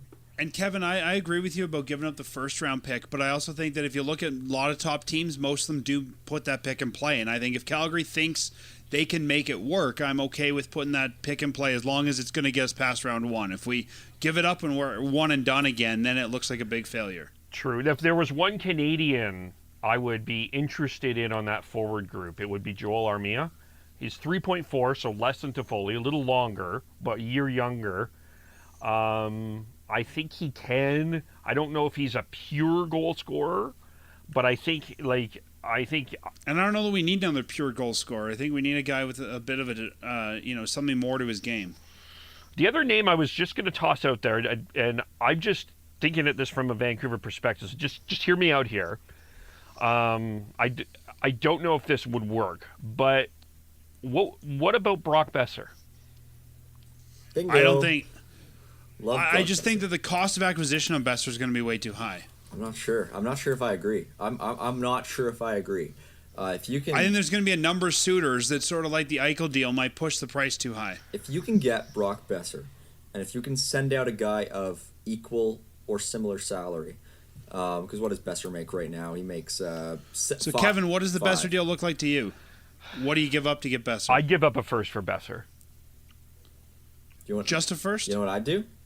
What's that, Mike? I do Lucic, Valimaki first, second. Wow. I don't think they would. Well, I mean, it's if Benny's still there, you might be able to offer a horse, a cow, a couple of trucks, and a first for Besser. Yeah. But he is an RFA. That's the and the other Granlund and the other yes, and Michael Stone. But he is the other Stone. He is an RFA. And from the Canucks' perspective, you've got to give Höglander. You're in the situation where you got to give Höglander some more ice time. You've got a couple of other kids that you're coming up. They are definitely going to need to build through that draft again. I don't know. I think that the nice thing about Besser is he's a right shot, which we desperately need. That's what's appealing about that idea. Now I know that I don't know if the Flames and Canucks would trade, but that's an interesting. Flames and Canucks have traded enough times. The other guy I wanted to toss out there that just may be interesting. What about Clayton Keller in Arizona? Now we're getting into an area where I know more because I read about the Coyotes over at 5 for Howling, and I think the Coyotes would absolutely part with Clayton Keller in the right deal. And that could be. I mean, if that's a team that needs to take on some cap floor, that could be where you move Lucic out. It's possible. Yeah, Keller is a very appealing player to me. I'd also look at Nick Schmaltz at center. Yeah, the guy who I would be first on my board is Jacob Chychrun. And I know they have balked at the possibility of moving Chychrun before. But if you're moving out Valimaki in a deal and you're getting a defenseman back, and if you can have a left hand, or even, honestly, it'd be Valimaki, but... like Chychrun is the guy who has the goal scoring ability from the point that the Flames. So where do you put Chychrun then? Yeah, do you move someone out of your top 4? Yeah, I would. Yeah, I would do that. That's Who'd you move out? That's something where I think that would be a precursor to a move where I move Noah Hanifin for a scoring winger. That's so you bring him in to replace Hanifin, then you move Hanifin out. You don't move Hanifin in the same deal because Arizona has no interest in Noah Hanifin. But that's something where if I'm trading with Arizona, so you bring Chychrun in to allow you to move Hanifin. That's something I would do in the off season probably. Honestly, I don't know. It's hard to say, but that's something where if Arizona, because Arizona, honestly, their window is probably not going to be for a little while, and Chychrun's probably. You guys tell me you don't want Phil Kessel. If the Flames are going to trade for an aging winger, I would rather them get Dustin Brown than Phil Kessel. Yeah, I wouldn't. I mean, he's won a cup, but I don't think he's got. Well, to me, we've got that guy. That guy on our team is Lucic. Yeah. Compared to Kessel, I mean. Yeah. Yeah, Lucic has Kessel beat when it comes to shooting 5-hole, but I would say, Kessel is probably cooked. Or close to it at this point. Maybe if they were signing him for cheap, then I'd be for it. But he's still got 1 year left on his deal, and it's gonna. Yeah, you don't want to inherit that deal. And it's. I don't think Calgary's the right destination for him, to be honest. I think he needs a team that, maybe isn't as fast. Because if Kessel's going to score in Calgary. Like if they get Kessel, they're probably going to want to put him on a line with Johnny or Mangiapane, and he just doesn't have the speed. Like it would be like watching somebody That'd be terrible. running behind a car. But yeah. The one other. So Kevin, you mentioned the. Oh, go ahead. Just one other team. I'm just going to put something out there. In 2022, 2023, the only defenseman that the Buffalo Sabres have signed is Rasmus Dahlin. Mm-hmm. Do they have a couple of players? I mean, I know you're not getting Dylan Cousins out of there, I don't think. But I wonder what they would be interested in. I wonder what you would take to get Tage Thompson out of there. I don't think it would take Valimaki to get Tage Thompson. I think it would take less. Because Thompson is having a good start. But there was probably a time last year where Buffalo tried to move Thompson and couldn't because he had a really rough season. And he had a rough season the year before that, too. I think, honestly, at this point, Thompson needs to stay in Buffalo because I think it's the only way. He's finally in a groove. If I was Tage Thompson, I wouldn't want to move right now. And he's also playing first-line minutes there, which he's not going to get if he goes somewhere else. No, that's fair. I'm a little skeptical of Tage Thompson. The guy that but I mean, I think he's a good player. But the guy who I'm looking at if I'm trading with Buffalo is Victor Olofsson. Because, I mean, that's a guy who's 26, pending RFA arbitration rights. That's a guy who I think is tailor-made to sign a one-year deal and just go straight to UFA if he doesn't get traded. Because Olofsson does not line up with whatever Buffalo's window is going to be at all. Similar situation to Besser, if you ask me, in terms of where they are on teams that probably aren't going anywhere fast, pending RFAs, scoring wingers. That's sort of the same hamburger right there. The other team that we mentioned earlier that I think probably is a young defenseman is the Dallas Stars.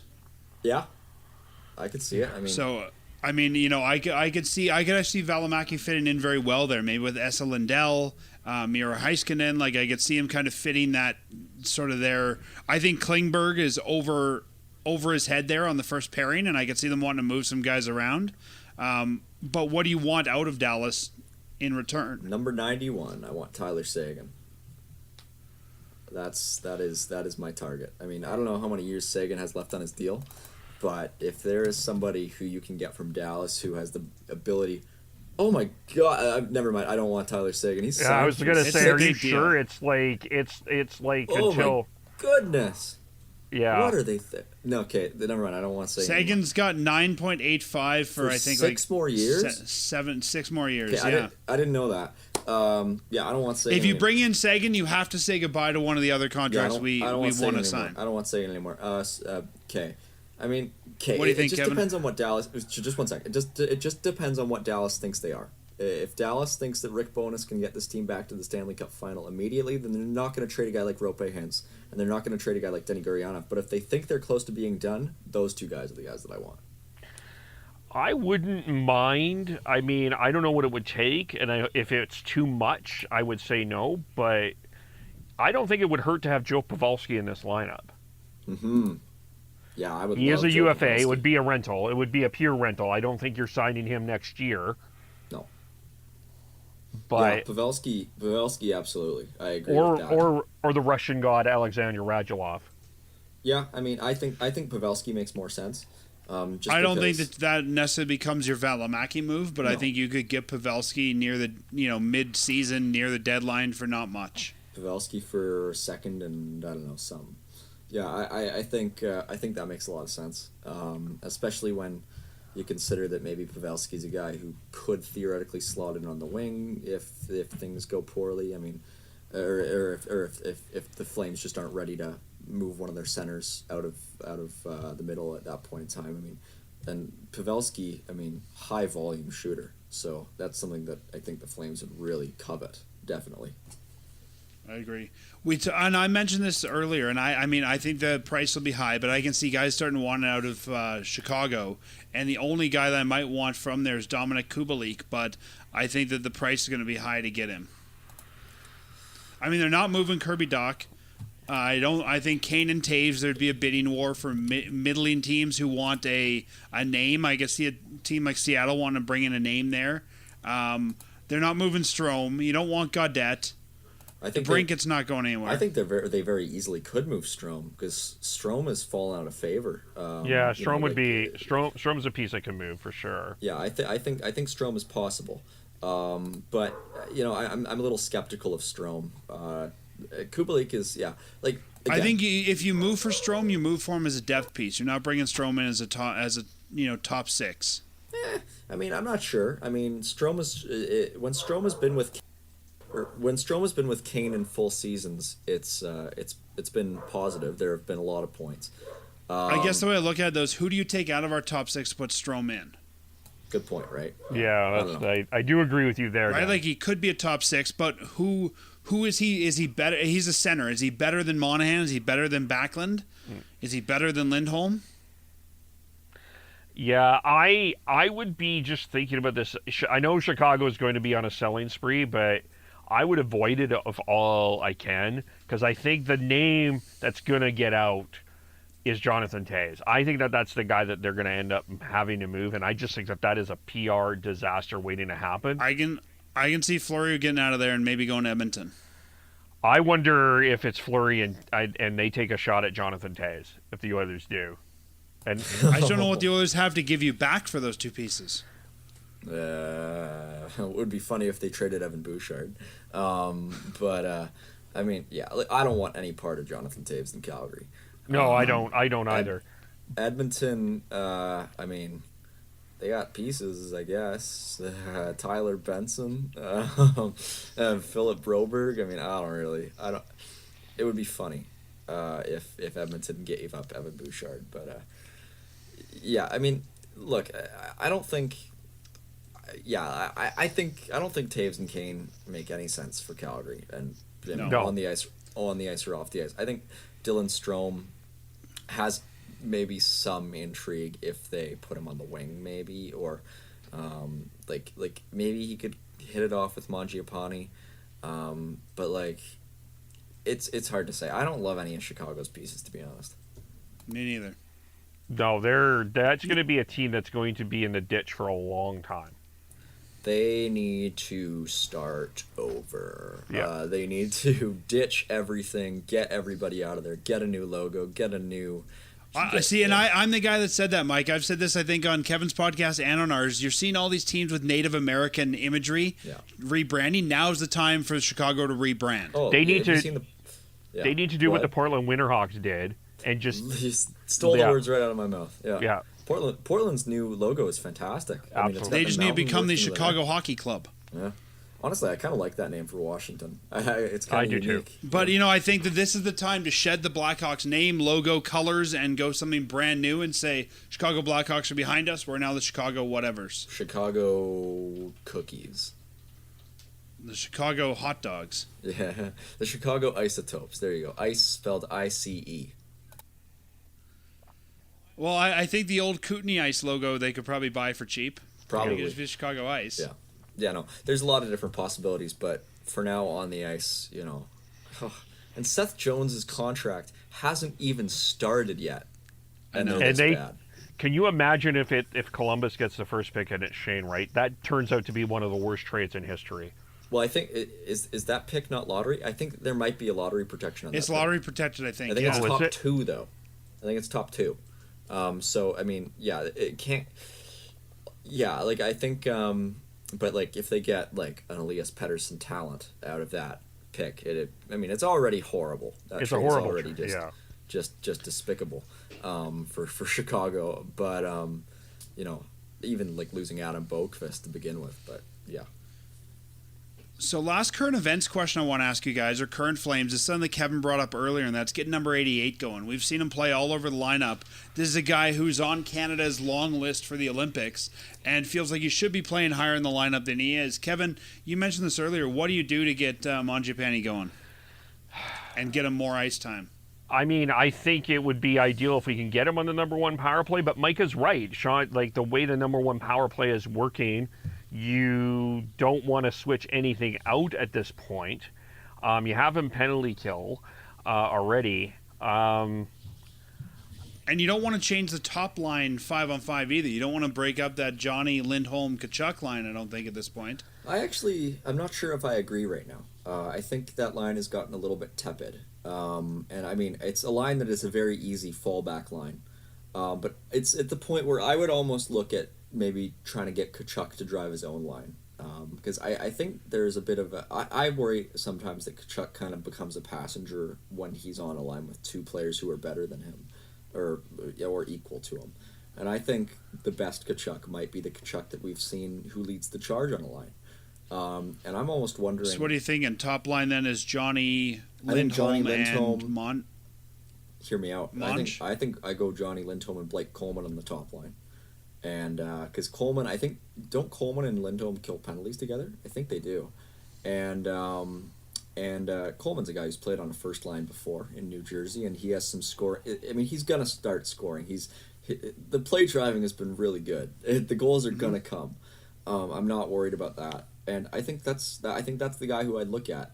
And then the second line. And then your second line is Tkachuk, Monahan, and Mangiapane? Yeah, that's what I do. And any line with Matthew Tkachuk on it is going to get a lot of 5-on-5 minutes. And I don't want to break up Monahan and Mangiapane at this point. I agree. I think they're playing pretty well together, and so that's the change that I make. And I can see that. I think Kachuk's also good at drawing a lot of heat towards himself, and I think he could give Sean and Andrew a lot more time and space because he can take a lot of that heat in the offensive zone. Yeah, and if that fails, just one sec, Kevin. If that fails, that the change that I then make is I switch Coleman and Mangiapane. Then that's when, if Monahan and Mangiapane don't stop clicking, the change that I make is Mangiapane top line with Gaudreau. What do you think, Kevin? I don't mind it. I mean, they started the training camp. It was Lindholm, Gaudreau, and Coleman. So I do think that there's an interest in there. I think Monahan, Tkachuk, and Mangiapane would be a good line. I don't mind that. I was thinking that you switch Dubé and Coleman, but still I guess it still comes down to usage, though, because it seems like I'll have to, just looking at the ice time here, they're still using, it seems to me this is also an issue of deploy, where it's more 5-on-5, like special teams wise. I mean, you're not putting Mangiapane more. I mean, there's maybe a legitimate argument. Maybe a switch is, you switch Mangiapane and Tkachuk and put Tkachuk on PP2 and put Mangiapane on PP1. I mean, the argument, he has 10 goals. He's leading the team in goals. Yeah. How is he not on the Fire's number one power play? Yeah. It's a very good argument, and I like you look, because Mangiapane and Tkachuk play similar roles on the power play units, and that is something that I think does, to an extent, make quite a bit of sense. I like your idea, Mike, of putting Tkachuk A on his own line, and I think B back on the left side. I think he's been more effective on the left side than the right, and I can see him driving that line very easily on line 2. Yeah, and there are changes that you can make after that. To start, I would go Tkachuk, Monahan, and Mangiapane. If it comes down to it, maybe we see Tkachuk, Backlund, Mangiapane come back, and that's been a line that's been good in the past. But I think it is a good idea to have Tkachuk driving his own line, and you can still have that line with Gaudreau and Lindholm and Tkachuk go out in critical moments, and try and wreak havoc and get all offense moving. Yeah. But for regular, second period action, I think that is what I would do. I think that feels more balanced too. And I look at the top 6 now. If we look at the third line as Dubé, Backlund, Lewis, it just feels like there's more balance if we move Tkachuk to that second line. I take Lewis off the third line too, and I put Lucic there. Who do you put there? I put Lucic there instead. But that's just the one change I make. So then your fourth line's what? Lewis, Richardson, Pitlick? Fourth line stinks. I mean, it's just not good.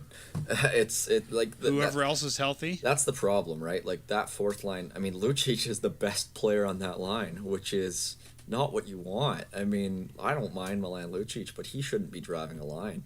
That's where they're missing Derek Ryan. That's where I look at the Stockton Heat and say Adam Ruzicka with 9 goals in 11 games. Mm-hmm. This is a guy who I want to see if Lucic can teach him how to hit, and see if Lucic can give him passes that he can put into the net. Because that would be a big difference. And, because right now, at best, you are hoping that the fourth line treads water. And we have seen Flames teams in the past that have been really good where the fourth line has been a driver when it had Ryan and Mangiapane and Garnet Hathaway. And I don't see any reason why, if they bring up the right players, we might be able to see that with the fourth line this year. I agree, and I think Lucic has value there to help, like you were saying, teach those young guys. Yeah. Sorry, Kevin. I want to see them give a little bit of a longer look to Walker Duehr. He did have a good enough training camp that they kept him here. I guess some have argued he's a project, but he's up here. Why not give him a look in the next couple of games? Like, Yeah, I what wouldn't is be the against loss? What is the loss here? I mean, Who are you taking out to put him in? Nobody of consequence. Yeah, exactly. yeah, Trevor Lewis, Tyler Pitlick. I haven't been enamored with Tyler Pitlick at all this year. Trevor Lewis he's has been awful. Yeah, Trevor Lewis has been better than Pitlick, I would argue, but it's I think Pitlick maybe looked better when he was on that Backlund Coleman line. I think it was a bit more of a sum of its parts, but I don't think he's looked great by himself. No. Yeah, I wouldn't mind seeing Walker Duehr. It's so funny with Walker Duehr. Well, entering this season, I had him as the Flames' second worst prospect, and it's just funny how things can immediately turn on their head. I in my off-season rankings, they had 40 guys who qualified under my rankings, and I had him 39th. And because I watched him in his first 5 AHL games with the Heat, and he was lost. It wasn't there. And it was just Mike. A lot of us thought the same when Luke Yeah. Phillips signed out of Canadian universities too. That he just was a project and a long-term guy. Yeah, and I like Philp honestly probably a little bit more than Walker Duehr. But Walker Duehr has attributes that make him undeniably appealing in the NHL level. And honestly, but at the same time with Walker Duehr, he's here beyond this season. There are guys in the American League who are unlikely to be here, or who could make their case to stay here beyond this year because they're pending UFAs. Guys who have been prospects in the past. Guys like Glenn Gaudin is going to be a UFA at the end of this season. Group 6 UFA, because he just hasn't played enough NHL games at this point, and he's turning 25. And so he might be gone at the end of this season, and the Flames might be letting a guy, just walk out sight unseen if they don't give him a little bit more time. Now, I don't love Glenn Gaudin. Never really been that convinced in Glenn Gaudin's potential when I've been watching. But is Glenn Gaudin a serviceable enough number 4? But he might be, and I'm not convinced that the Flames currently have one of those. Another guy is Luke Philp. Luke Philp is going to be a Group 6 UFA.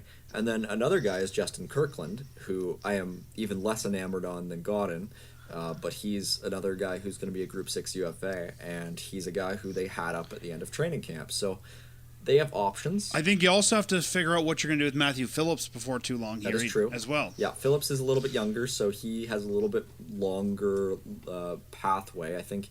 But that's definitely something. I wouldn't bring him up just yet. But if But I agree with you, Mike. I think Walker Duehr. We know he's here. We can always come back to him, but we got to figure out what we have in some of these guys, and if we keep them around or get rid of them. And I think those guys like Gaudin, I mean, he's 24. We got to figure out, do we keep him? Do we get rid of him? Like you said, Kirkland's 25. Is he a keeper? Is he an AHL tweener? Or is he someone we say goodbye to? That's the thing, right? Because Duehr and Phillips are guaranteed to be here. Like, they're RFAs or they are under contract. They're going to be here because they're going to get qualified. Gaudin can leave. If he doesn't want to come back, he's gone. If the Flames don't show interest enough because they haven't seen him enough, they don't have the power to just qualify him and keep him. He's gone. So I think it's time that they start looking at these guys if they're really interested in them or not. Well, here's the thing, and I think part of that too is I think as Flames fans, a lot of people expect these guys are going to come up and crack the top 9. Somebody's got to be a 4th line guy, and there's a living to be made being a 4th line center in the NHL, and I think that might be Gaudin's upside. Yeah. Well, here's the other thing too with this. I'm just looking at the Flames schedule. You've got Buffalo tomorrow. You got Buffalo Thursday. Islanders Saturday, Boston, Chicago, and then Winnipeg, and then Pittsburgh, and then you're off to California and Vegas. This would be the time that you've got points in your pocket. You're not intensely into the playoff race yet. This is the time that you can do a little bit of experimentation and it's not going to hurt you. And also, coming the start of December, we happen to be in California, so it's nice and close if you want to bring a guy out to give him a shot. Yeah. I mean, I think. And I think we're seeing, like with Walker Duehr, I think that we're seeing, just because of COVID protocols, when they go on these long road trips, they're going to bring an extra body. Like, just to have that body around, because it's going to take some time to move guys back and forth, and there could be restrictions. So I think you might see that guy like Ruzicka get the next road trip or something like that, just to have that body with them. Do you throw a Jacob Pelche out? Yeah, I wouldn't yet. That's the thing that's going to keep Phillips from getting recalled, is that they have a guy who is of a similar profile, who is of higher pedigree, who will get the call first if that's the player that they are looking for. And so that's going to be the tough thing. But with Pelche, he is a guy who I think we're going to see at this season. I think he's definitely a guy who is going to get a look very soon. Well, guys, I think that kind of wraps up the week that is for the Flames, unless there's anything that anyone else wants to talk about. Just a couple, maybe one thing I'm just going to put out there at a couple quick questions. Maybe for a future conversation. Vladar at some point may also need to get paid. And I'm just going to throw another scenario out there. I know that the Flames were loath that Kevin Weeks put out Matthew Tkachuk's name in trade rumors in the Eichel deal. Just thinking about where Mangiapane is and what we got to do with Johnny Gaudreau, I wonder if the right offer came, would they consider trading Matthew? I think absolutely they would. Just depends on what that offer is. Yeah. Well, this is what I say to Matt all the time. Matt says if the right offer comes, and I say to Matt, what is that right offer? I mean, the $1 million man in WWE, you say everybody's got a price, right? What is the price to get Matthew, and what would you have to get back? Right. It just depends, because like the suitors that I would think that make the most sense for Matthew are the teams that his dad played for, and St. Louis is a team that I could definitely see having interest.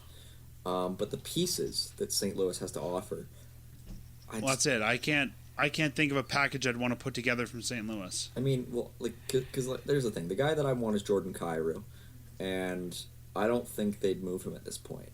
No. And Robert Thomas is not good enough, and Thomas is the guy who Tkachuk probably want to play with in St. Louis. So, and other than that, it's tough. Scott Perunovich, I like him, but it's tough. Arizona is the other team, and he doesn't fit their window at all. So I don't know, it just doesn't make a whole lot of sense. So beyond that, I don't really know. And I think the teams that he would fit their window aren't going to have the cap room to bring him in and aren't going to want to give up the big contract for him. I mean, if you're looking for a move at the deadline, you're not trying to inherit $7 million. No. So it's a deal that, it depends on what kind of assets you're looking to get back. That totally changes the game. If you're trying to still compete, or if you're rebuilding, that's totally different. That's the time I could see it maybe working. If this team doesn't make it this year and they're going for futures, then I could see there being a lot of deals. Oh, absolutely. Yeah, the number of teams that are on the upswing that are going to want to maybe give up futures for Matthew Tkachuk, I think there are going to be teams like that. This year, not so much. Yeah. Right. Kevin, you were mentioning Vladar. I think Vladar is interesting too because, we've got Wolf, and I think Wolf's the guy we want to take our sweet time with. You don't want to rush him up there. But I think, you can't pay Vladar as long as Markstrom's here. So you've got to really figure out, is Vladar a good backup? Is Vladar a starter? Or does Vladar stay as backup and eventually Wolf becomes a starter? I think it's a good problem to have. Well, and the other thing is Markstrom going to last that contract? That's the other thing as well. At $6 million at 5 years, I don't. Well, and I think eventually Markstrom becomes the grizzled veteran backup to Vladar or Wolf or whoever's next. Yeah, I would take my time with Wolf. I think Wolf is about as untouchable as a prospect of this organization as it should be. But Vladar is an interesting case because he's found money for the Flames. I'm not saying that there's a goaltending controversy, but I think it's. But I think like Shillington, we're seeing him in a good season for the first time, and I don't want to say Vladar is the key until we get a little more look at him. Yeah, for sure. Yeah. And goaltending is also far less projectable. That's the one thing. It is. We've seen David Riddick go on 940 months, and when he was first coming up with the Flames, and it's tough. But I'm not discounting. We saw Henrik Karlsson look good for a month. Goalies come, goalies go. So, yeah. Hard to say. Yeah. Before we get to our predictions this week, and I'm going to let you guys predict for Matt, and Matt never does well at this, so we'll give him 2 cracks to win next week from both of you. But before we get there, I'd say probably the most memorable Flame in the last little bit, our fearless leader for a long time, Jerome McGinley, into the Hall of Fame this week. Anybody have any Jerome memories that they want to share, besides that song from 2004, We're All in the Dome, chilling with Jerome? I think the one, I know that nobody really likes Eric Francis, but I will give him credit for bringing up the fact that fight with Brendan Shanahan that he had with the blood out of his eye. I forgot about that fight. The fact that he became like from a 63 goals and 63 games with the Kamloops Blazers to a guy that I remember Eric Duhatschek saying he needed to play meaner, and did it, and just changed his game to what he became. Just to a guy that you just didn't really want to fight. Yeah, that's, I think, the big memory with Jerome, just how he made the Flames tough. And he saved the franchise. And he do what he needed to do. Like you said, the fight. I mean, how many guys in that role go out there and drop the gloves as much as Jerome would? He knew what he needed to do to get this team going. Yeah. Mike, what about you? Any Jerome memories? I have a vivid recollection of the day he was traded. And I was in a hotel room in Anaheim, and I woke up and I turned on ESPN. I mean, I'm probably the only guy in the world who learned about the Jerome McGinley trade through ESPN, and who actually cared about it. And they didn't talk about it, but it was just on the ticker at the bottom of the screen, and I had to reread it like 3 times. We have this thing called the internet now, right? Yeah, well, I was like 13. And yeah, like it was, and I had just woken up. I just turned on the TV, and because I think it was a deal that sort of happened overnight. And I honestly didn't even know about the Aaron Ward thing with him saying that he was going to go to Boston, and then he ended up going to Pittsburgh, and because I was on vacation, I was at Disney, and I had sort of checked out of that season, and so that was just the quintessential way to learn about the Flames losing a guy when I was in Anaheim, because the Flames always lose in Anaheim. Yeah, it's you're right. I mean, that trade, I remember sitting there as well. I was waking up the next morning here in Calgary, and I saw on my phone Jerome McGinley trade, and I was expecting a big return. I just remember feeling like we got gut punched when I saw what the Flames got back. Yeah, like hadn't they already? I thought they were going to get like Ole Mata and like good prospects. Like, who was a good prospect in Pittsburgh at the time? Was Bo Bennett there? I mean, I don't know, but the guys that they got were sort of Z-list prospects. It was like, I didn't know if they were even Pittsburgh's top 10 at the time. I'll say that I think the memories I have of Jerome aren't necessarily on the ice, but I've seen him at a lot of community events, and he was always first guy in, last guy out. He would be the guy that would make sure everyone got an autograph, everyone got a picture, everyone got to say hi, even if he had a plane to catch or a bus to catch. Like, Jerome was that consummate captain, and I think that's something that Calgary hasn't had a lot of. And he respected the game. Like, he respected... when Trevor Linden retired, he made sure the Flames were on the ice to shake his hand. I think the other memory that just popped into my head is the night he returned when he played for Boston. There were more fans cheering for Boston and Iginla than the Flames that night. And it's just, they wanted to see Iginla score a goal so bad on that night.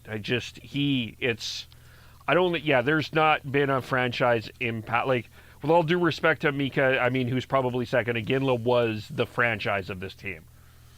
You know what was really cool was this past preseason. I was at the Flames' first home game of that preseason against the Seattle Kraken. And that was the game where, Oliver Shillington first took his step.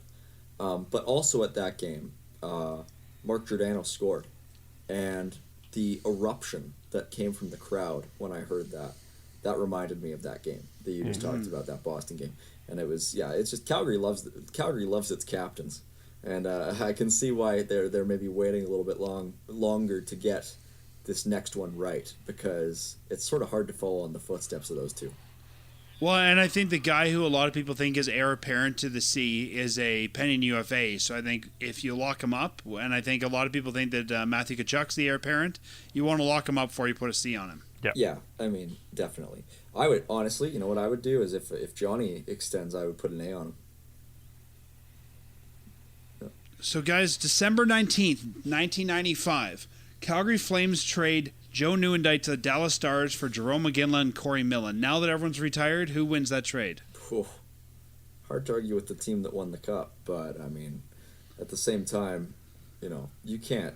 I think if we look at those guys, Jerome did more for the Flames than I think Nieuwendyk did for the Stars. It's not even a question. You got a guy who comes to a team and is the best player in franchise history. I mean, you can't. That's. Just, and I would say not just in franchise history. I would say for a few years when he played, the best player of in the league. Probably, yeah. There were probably a couple of years there. Yeah, definitely. I would say not a top 100 player of all time though. So it's. Yeah. What do you think, Kev? Yeah, I think it's hard not to say that Calgary did not win the trade. I mean, Nieuwendyk left Dallas shortly after they won that cup, and Corey Millen, while not a legend of Flames lore, was actually a pretty good player that year for the Flames, even though they were a terrible team at the time. Corey Millen was not a terrible player, so I would say that the Flames did win that trade. Corey Millen never really played pro after that. He went, got traded in '96, and then he went on to play for the Cologne Sharks of the Dell League after that. So, yeah, kind of the end of his NHL career. Yeah. Well, guys, we'll do a fireside chat tradition, and Mike's done this a few times. I think, Kevin, we've had you do it, but we usually do the predictions for the next week. Historically, Matt loses this game because he's either over-optimistic or under-optimistic. So I told Matt we're going to give him 2 chances to win this week. We'll let you guys both pick, and if it's good with you, if either of you win, we'll give that point to Matt next week. Sounds good. Fine. That or I will mail you some sort of inflatable Stanley Cup that you can put in your room. All right. So we got 4 games in the docket for the Flames this week. If we take a look at the week coming up, they're finishing their Eastern road swing. I guess we could say their sort of New York area road swing. Tomorrow they play Buffalo, 5 p.m. Mountain Time. Saturday night is the New York Islanders at 5 p.m. Mountain Time. Then they've got the Boston Bruins Sunday, and they're home to Chicago Blackhawks on Tuesday. So Kevin, why don't we start with you? What are you thinking for this one? I think they go 2-2. I think they win in Buffalo. I think they lose on the island, and I think they lose in Boston, and they win in Chicago.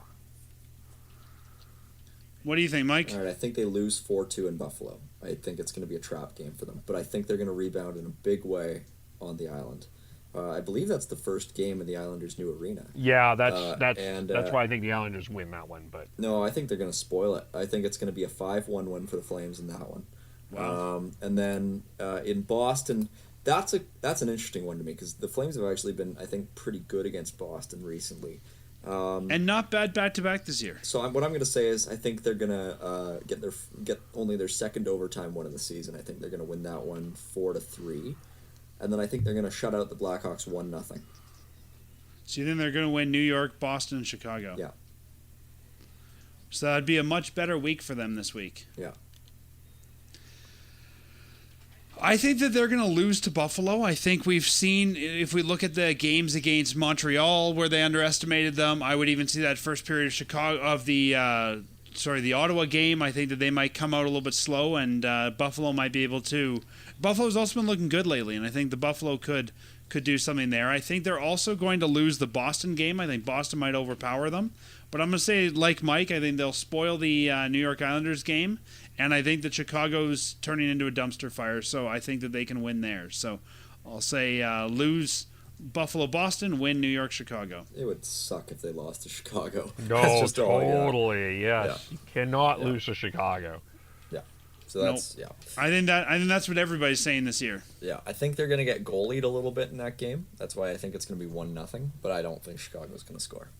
I just hope it's a land of boos. I hope every time someone touches a puck on Chicago, it's a boo. I'm going to be at that game. Yeah. Okay. Make sure that it's not Boo Earns. It's Boo. Yeah, when 19 and 88 touch the puck, it's going to be boos. Yeah. For sure. Yeah.